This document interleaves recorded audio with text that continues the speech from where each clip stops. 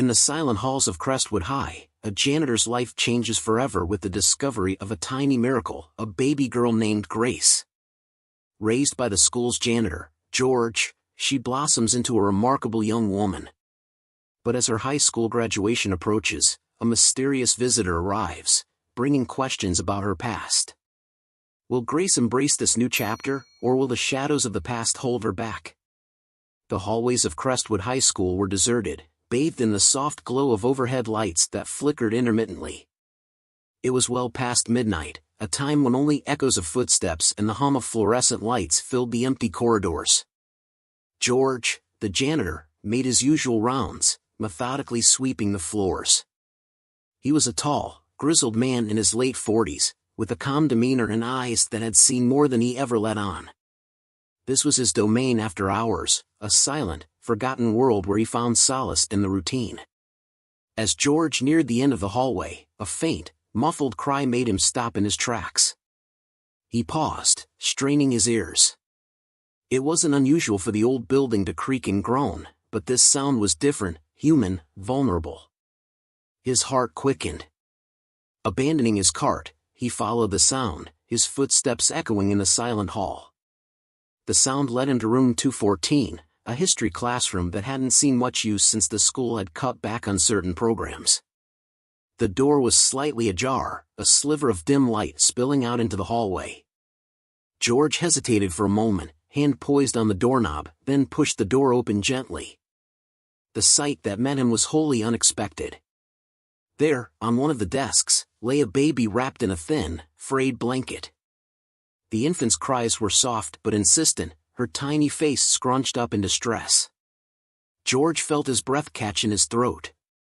He stepped closer, his work boots seeming too loud in the quiet room. His mind raced. How could a baby end up here, of all places? Gently, George reached out and picked up the child. She was small, with a tuft of dark hair and wide, innocent eyes that blinked up at him. Her cries quieted as she looked at him, almost as if sensing a shift from fear to safety. George looked around, half expecting someone to jump out and explain, but the room was empty. There was no note, no sign of who might have left her there.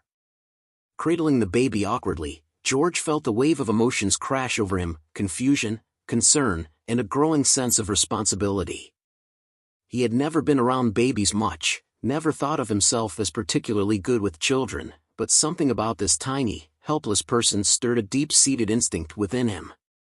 He carried her out of the classroom, walking carefully as if afraid she might break. As he made his way to the front office, his mind raced with questions. Who had left her here? Why? What was he supposed to do now? He knew he had to call the authorities, but the thought of handing her over to the police, of seeing her taken into the foster system, filled him with a sudden, inexplicable dread. George reached the office and set the baby down gently on the counter. He rummaged through the drawers, searching for the emergency contact list. As he did, the baby cooed softly, her tiny fingers grasping at the air. George glanced down at her, feeling an odd sense of calm wash over him. It was as if, in that moment, the world had narrowed down to just the two of them. Finally, he found the list and the phone. His fingers hovered over the keys as he prepared to dial. Then, almost without thinking, he stopped. George looked at the baby, her big, dark eyes staring up at him, and felt a surge of protectiveness. The thought of her growing up in a system, possibly never knowing a stable, loving home, made his chest tighten. He set the phone down. Well, little one, he murmured, more to himself than to her, looks like you and I are going to figure this out together. The next few hours were a blur of activity. George took the baby home, a small, modest apartment not far from the school. It was sparsely furnished, with the bare essentials and a few personal touches, a framed photo of his late mother, a collection of old jazz records, a worn armchair that he favored after long days of work.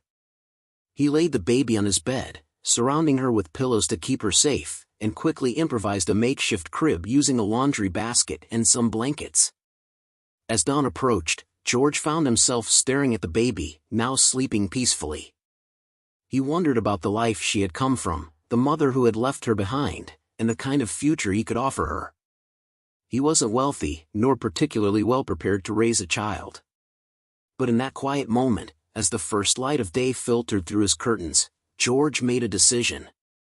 He would do whatever it took to give her a good life, to be the parent she deserved. He decided to name her Grace. It seemed fitting, somehow, a simple name, but with a sense of hope and redemption. George knew the road ahead would be challenging. There would be questions from the authorities, explanations to provide, and undoubtedly difficult decisions to make.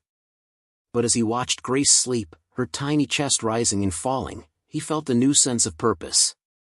The morning light brought with it a flurry of preparations.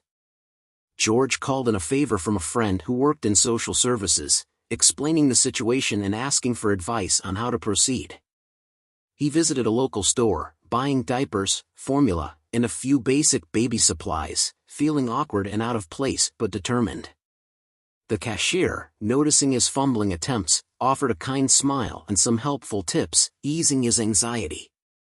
Back at the apartment, George set up a proper sleeping area for Grace and spent the rest of the day learning the basics of baby care. Feeding, changing diapers, soothing her cries, it was all new territory, but he tackled it with a mix of trepidation and determination. Every small success, a burp after a feeding, a calm moment after a nap, felt like a victory. As night fell, George sat in his armchair, cradling Grace in his arms. He felt the weight of the responsibility he had taken on, but also a profound sense of contentment. Here, in this tiny, sleeping child, was a new beginning, not just for Grace, but for him as well.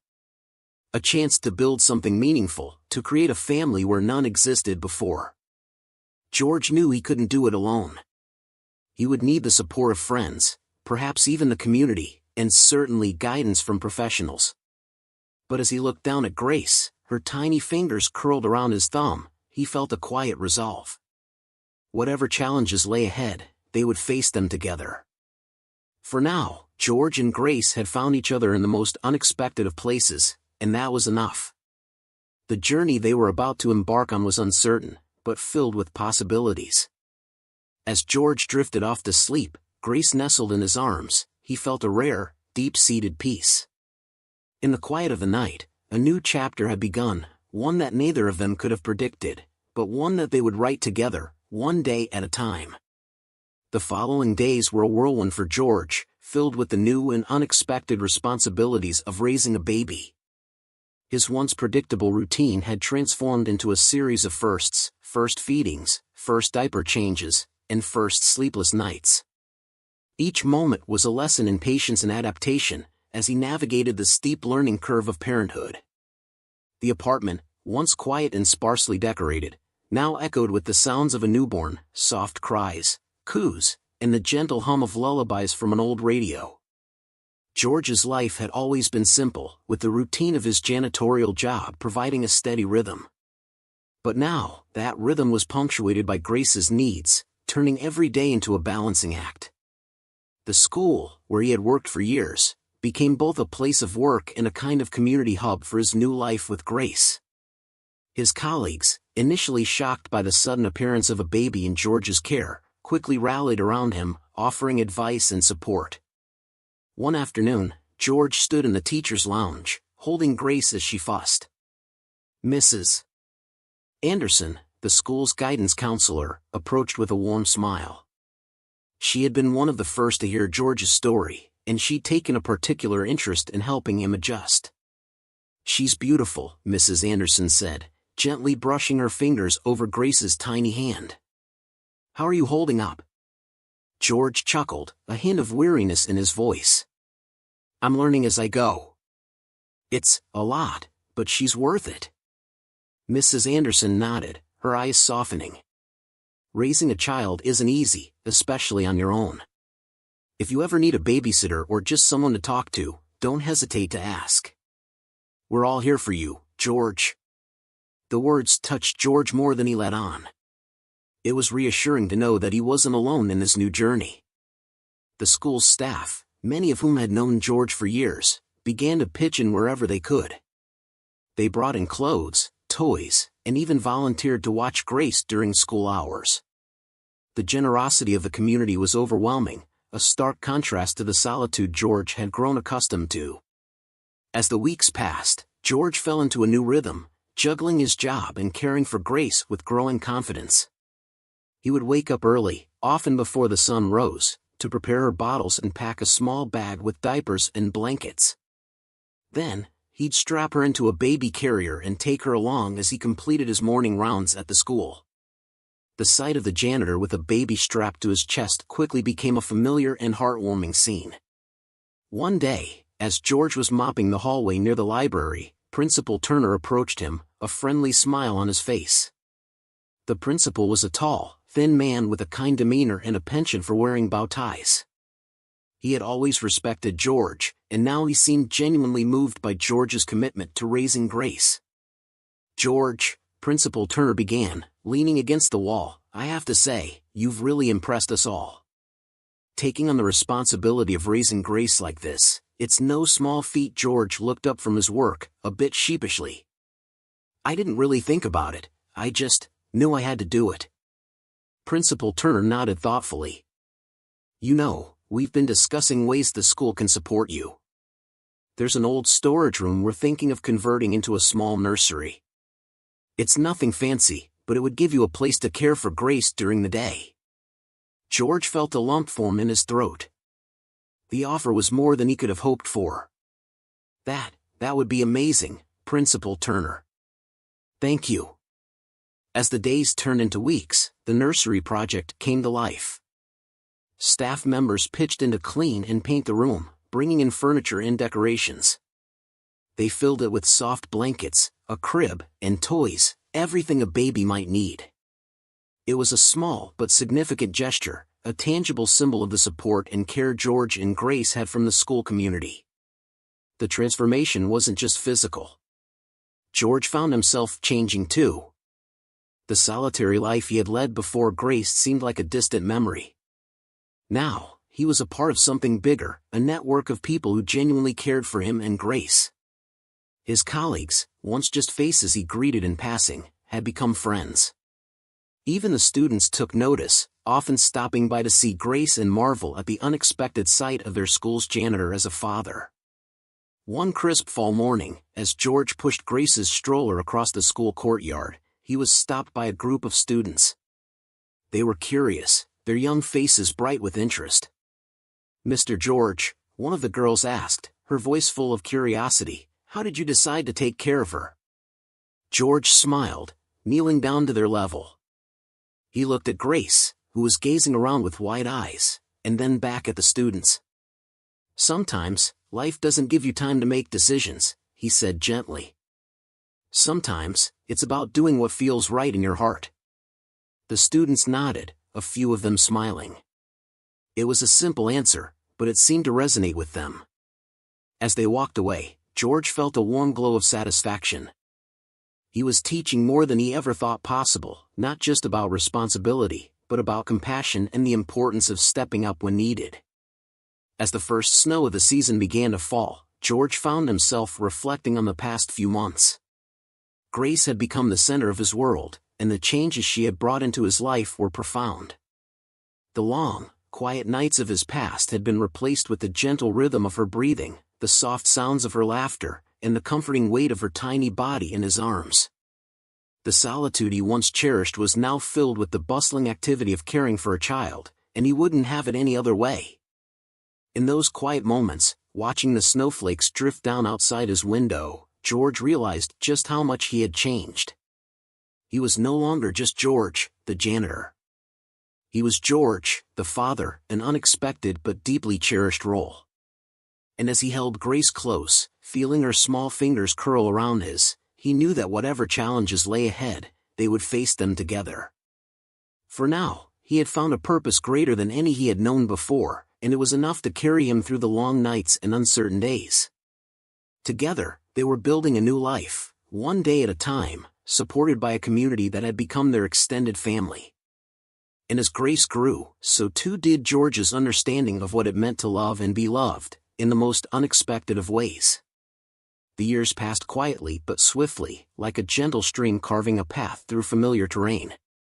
Grace grew from a small, curious baby into an inquisitive and lively child, her presence bringing warmth and joy to George's life. The small nursery in the school became a second home, filled with Grace's laughter and the sound of her tiny footsteps echoing through the halls. As Grace approached her 5th birthday, George found himself marveling at how much she had grown. She was bright and eager, always full of questions and boundless energy.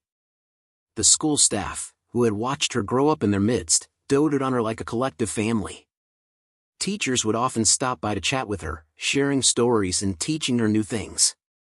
Grace, in turn, loved the attention and the chance to learn, her eyes lighting up with every new discovery. One spring afternoon, George and Grace were sitting under a large oak tree in the school's courtyard, enjoying a rare moment of leisure. Grace had been asking about the flowers blooming around them, her small fingers delicately touching the petals. "Daddy, why do flowers bloom in spring?" she asked, looking up at George with wide, curious eyes. George smiled, considering the question. "Well, Grace, flowers bloom when they're ready. Just like how you grow and change, flowers do too. The springtime has just the right amount of sunshine and rain that helps them bloom." Grace nodded, absorbing his words. "So, they need sunshine and rain, like we need food and water?" "Exactly," George replied, feeling a surge of pride at her understanding. "Everything needs the right conditions to grow."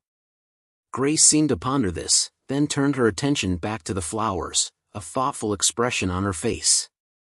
Moments like these were precious to George, small windows into Grace's developing mind and personality. He cherished their conversations, which ranged from the whimsical to the profound, reflecting her growing awareness of the world around her. As Grace prepared to start kindergarten, George felt a mix of excitement and anxiety. He knew she was ready for this new chapter, but he couldn't help but worry about the challenges she might face. Grace had always been a confident child, but the world outside their close-knit community at the school was vast and sometimes harsh. On her first day of kindergarten, George walked her to the bus stop, holding her hand tightly. Grace wore a bright yellow dress and a backpack that seemed almost too big for her small frame. She was excited, her eyes shining with anticipation. As the bus approached, she turned to George, her face serious. "Daddy, will you be okay without me?" she asked, her voice tinged with concern. George chuckled, feeling his heart swell with love. "I'll miss you, but I'll be fine. And you're going to have so much fun and learn so many new things. Just remember, if you ever need anything, I'm always here." Grace nodded, giving him a quick hug before climbing onto the bus. George watched as the bus drove away, feeling a pang of emptiness mixed with pride. This was the beginning of a new adventure for Grace, and he was determined to support her every step of the way. The transition to kindergarten was smooth for Grace. She quickly made friends, her outgoing nature and warm smile drawing others to her. She loved her teachers and eagerly shared stories of her day with George each evening. She excelled in her classes, her natural curiosity and love for learning evident in every report card and parent-teacher conference. One evening, as George was preparing dinner, Grace sat at the kitchen table, carefully coloring a picture. She glanced up at him, her expression thoughtful. "Daddy, do you think I'll always be this happy?" she asked, her voice soft. George paused, considering her question. He walked over and sat down beside her, looking at the vibrant colors she had chosen for her drawing. "I hope so, Grace," he said, his voice gentle. "But happiness isn't always something that just happens. Sometimes, we have to work at it, even when things are tough." Grace looked at him, her brow furrowed in concentration. "Like when we have to keep going, even if it's hard?" "Exactly," George replied, smiling. "Life can be challenging, but it's also filled with wonderful moments. It's about finding joy in the little things, like your beautiful drawings or our talks under the oak tree." Grace nodded, her expression brightening. "I like that, Daddy. I like finding joy in the little things." As she returned to her drawing, George watched her, feeling a deep sense of contentment. Grace was growing up, not just in height but in understanding and maturity. Her questions and observations revealed a depth of thought that often surprised him, reminding him of the importance of guiding her with wisdom and care. Yet, as Grace grew older, questions about her past began to surface. It started innocently enough, with inquiries about baby pictures and stories from when she was a baby. George answered as best he could, sharing the happy memories they had created together.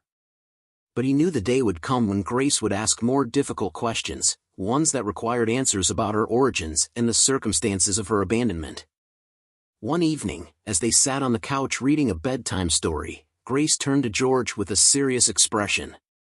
"Daddy, do I have a mommy?" she asked, her voice quiet but curious. George felt a lump form in his throat. He had known this question would come eventually, but it still caught him off guard.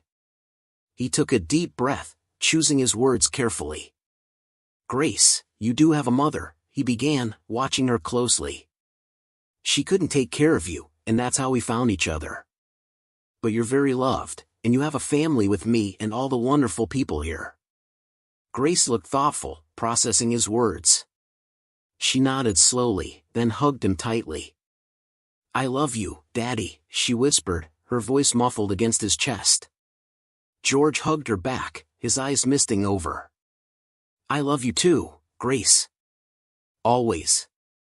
As she drifted off to sleep, George sat quietly, the weight of the conversation settling in. He knew there would be more questions, more moments of reckoning with Grace's past. But he was determined to be there for her, to provide the stability and love she needed to grow and thrive. The years ahead were uncertain, but George felt ready to face them, armed with the knowledge that love, honesty, and resilience would guide them through. For now, he cherished these moments, the simple yet profound connections they shared, knowing that they were building a foundation that would carry them through whatever challenges the future might bring. The years rolled by with a blend of joy and challenges, each one adding to the rich tapestry of George and Grace's life together. Grace blossomed into a bright, kind-hearted young woman, known throughout the community for her compassion and intelligence. The small town had watched her grow, each milestone a shared celebration among neighbors, friends, and the school staff who had become like family. As Grace approached her high school graduation, George found himself awash with a mix of pride and nostalgia.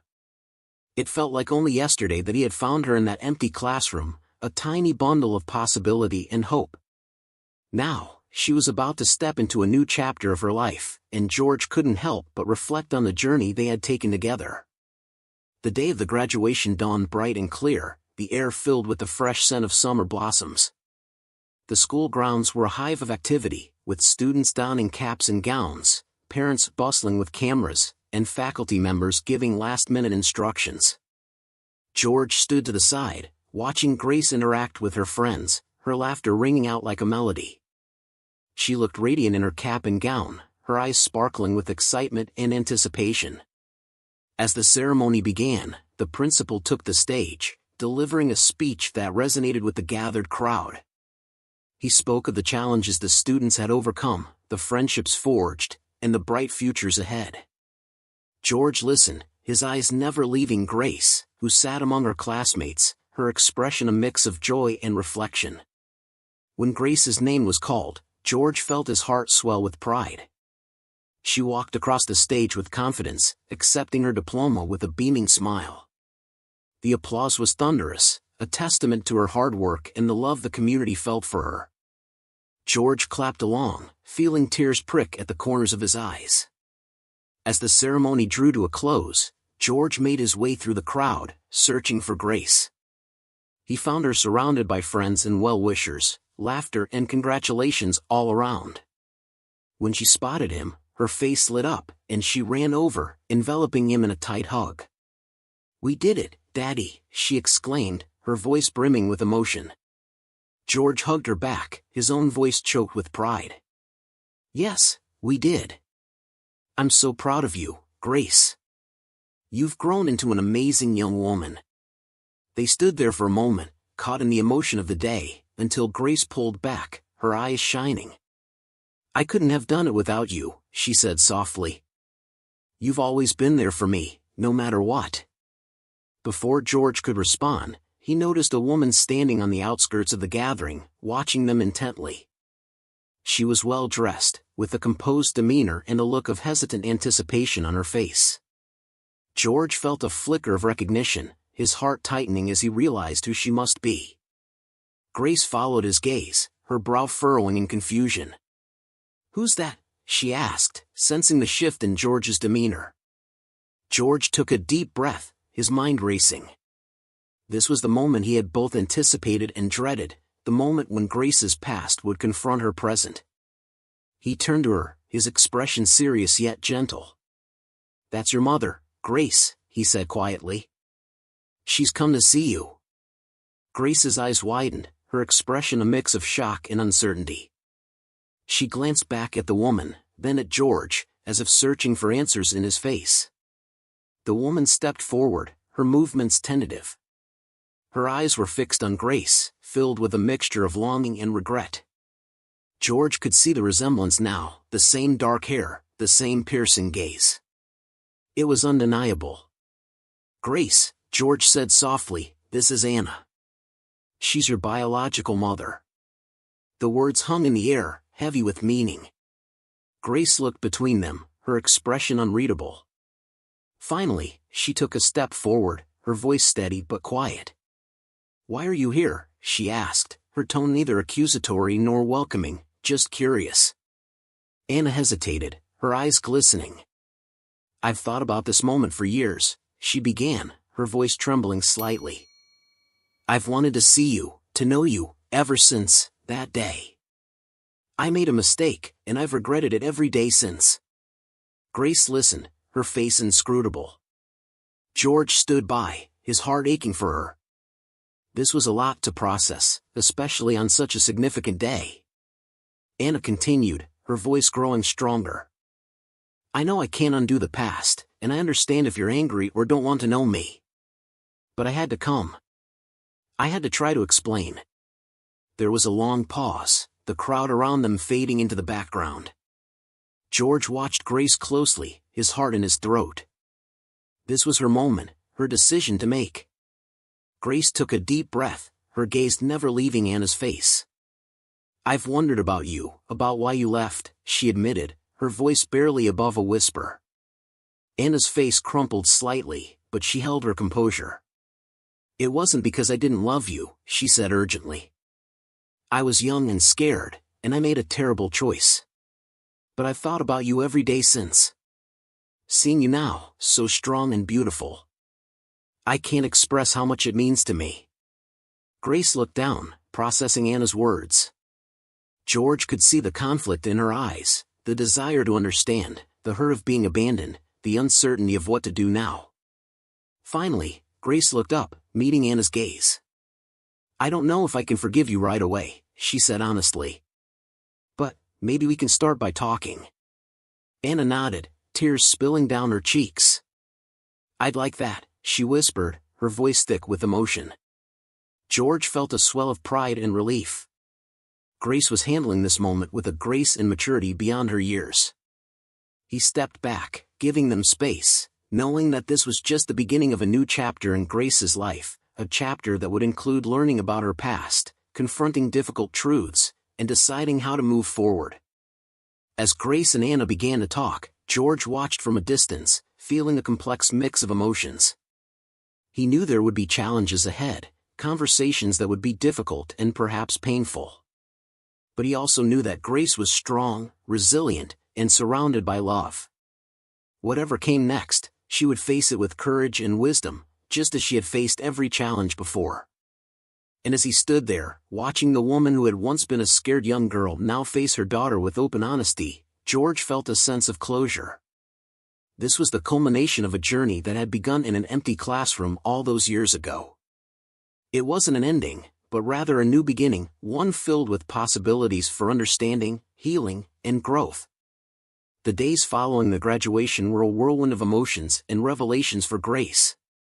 Meeting Anna, her biological mother, had stirred up a storm of feelings, curiosity, confusion, anger, and an unexpected sense of relief. The first conversation had been tentative, filled with awkward pauses and guarded responses. Yet, there was a mutual desire to understand, to bridge the gap that years of separation had created. George watched Grace navigate this new reality with a mix of pride and apprehension. He had always known that this moment might come, and he had prepared himself as best he could. But seeing it unfold, watching Grace grapple with her emotions, was different. It was a delicate dance of empathy and support, giving Grace the space she needed while being there for her unconditionally. One evening, about a week after the graduation, Grace sat at the kitchen table, her face thoughtful. George could sense she had something on her mind. He put down the dish he was drying and took a seat across from her. "You look like you're deep in thought," he observed gently. "Want to talk about it?" Grace sighed, her eyes meeting his. "I've been thinking a lot about Anna," she admitted.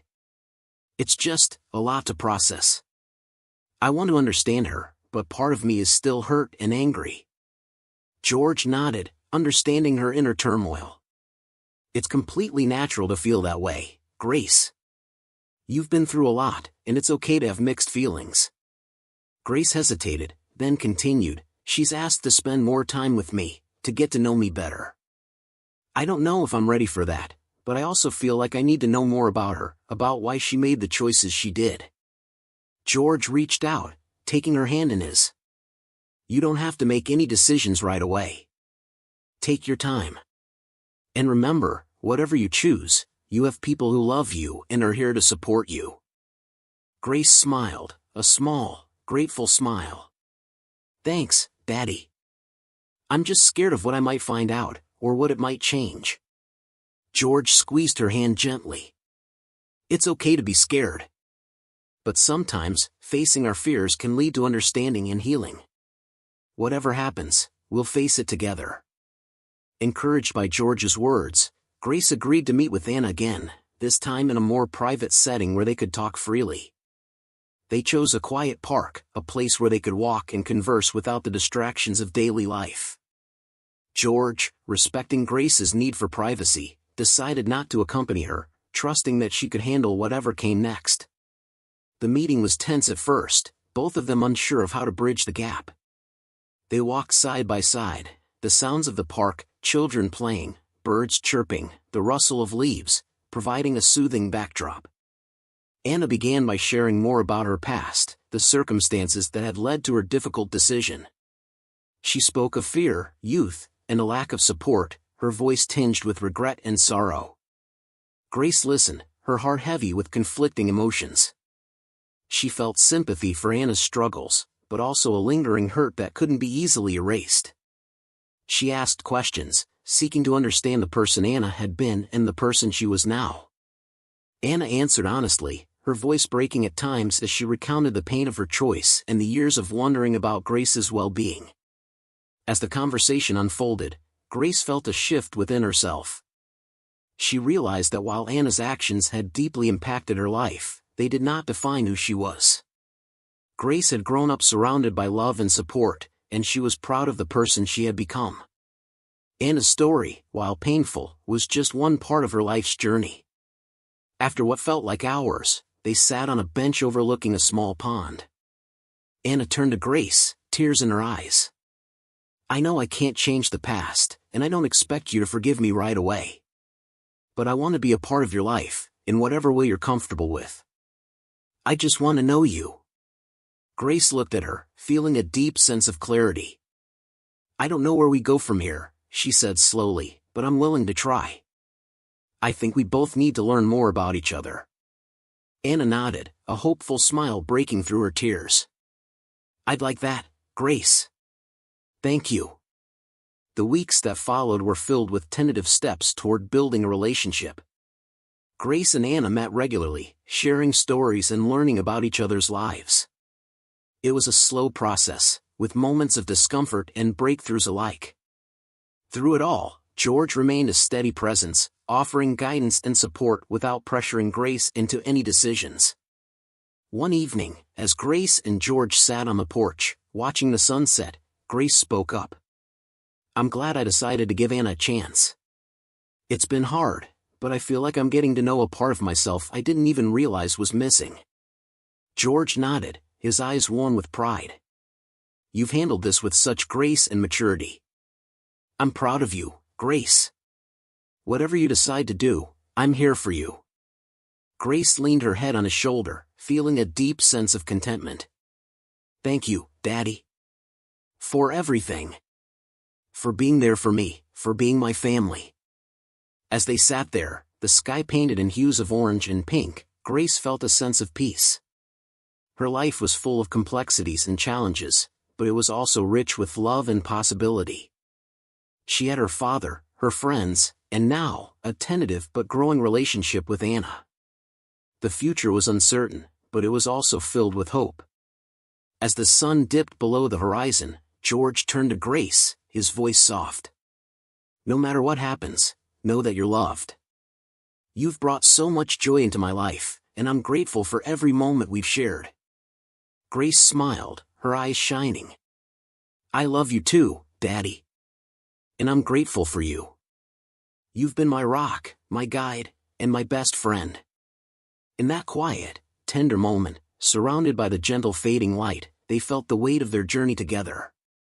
It was a journey marked by unexpected beginnings, challenges, and deep, unwavering love.